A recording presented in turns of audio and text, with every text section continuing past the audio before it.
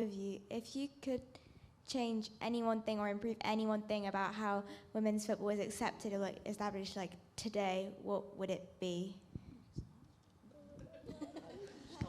Go on and Courtney. We'll start with you. Go on. Wait, I didn't hear the question properly. I was trying to find who was talking. If you can change one thing. Change one thing. About Women's football. Like, if you could change one thing about women's football. I'll start, it's fine.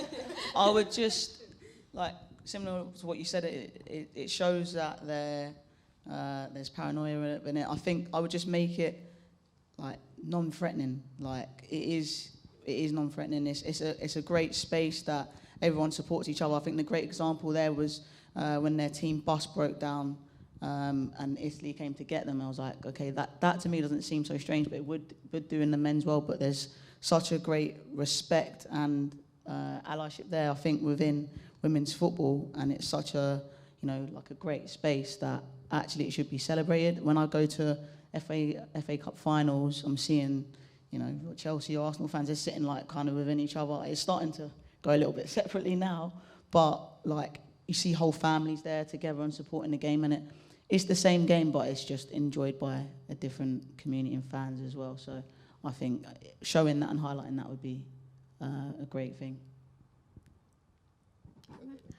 I think I would do like the women's national team with the men's national team get the same payment, and they show they like equal payment for them. I know it's big, but it's money, and they will like put all their effort for that much, or like they put all of their like 4, 5, 6 years of their life to be on that stage that they want, and they should to pay the same equal amount that they're paying for the men's. Equality. Yeah, I think kind of similar to that is just visibility. I think some clubs do it really well, like Man City. But yeah, you've got clubs that are really quiet on their women's side, but the men's side, there'll obviously be promotion. So yeah, probably that.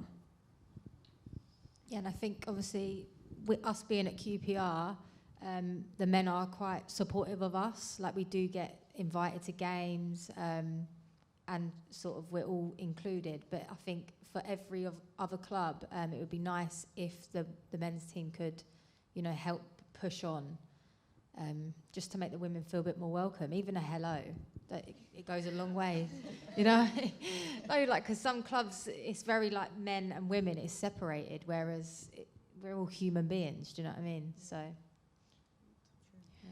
True. Yeah, I think just breaking down perceptions, and I think still just trying to show that, yeah, it's okay to, women and anyone can, be involved in football and to like football. And I think, there's work by, Fans for Diversity, taking more fans and taking them to grounds and getting them to see this is a place where they can be a fan, they can watch, whether it's women's football, men's football, anyone. It's, I think for me still with the community stuff, it is still breaking perceptions and helping people to realise there is a place for them.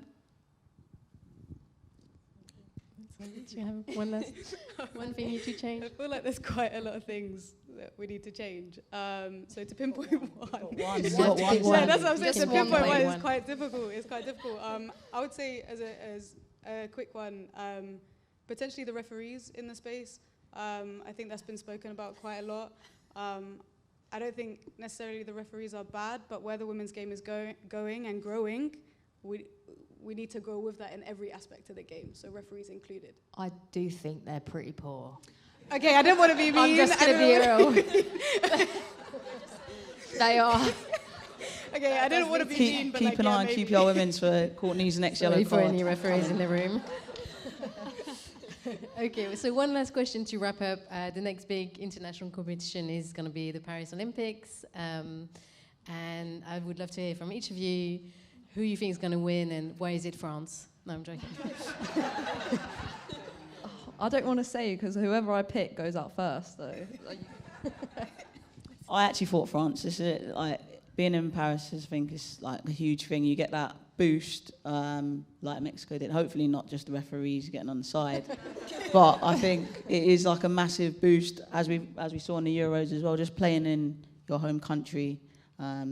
So I think, and they've got a really strong team obviously as well. So I think, I think France will at least get to the finals, if not win it. Good answer. Yeah, I'm going to say France as well. I'm going to go, yeah, I'm just going to copy Keisha. Yeah, I agree with you, France.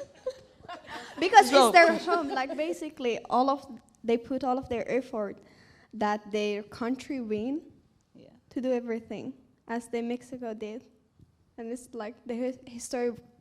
Hopefully, the history will not repeat it, but I'm just guessing.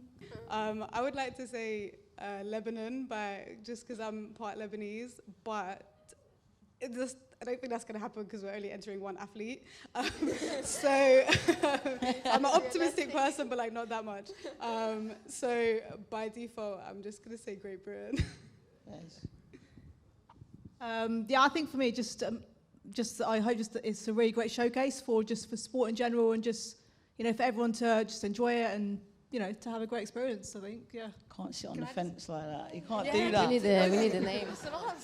Can I just say, in addition to that, this is the first Olympics where we've had, I don't know if some of you may know this, but this is the first Olympics where we have a 50-50 split of both participation from male athletes, but participation from female athletes. This is the first year where we have equal male and female athletes participating, which is amazing to see the growth, because previous years I think we've had 48%, 42%, 28%, like not a lot in comparison to men's participation. So yeah, this year having 50-50 is great to see.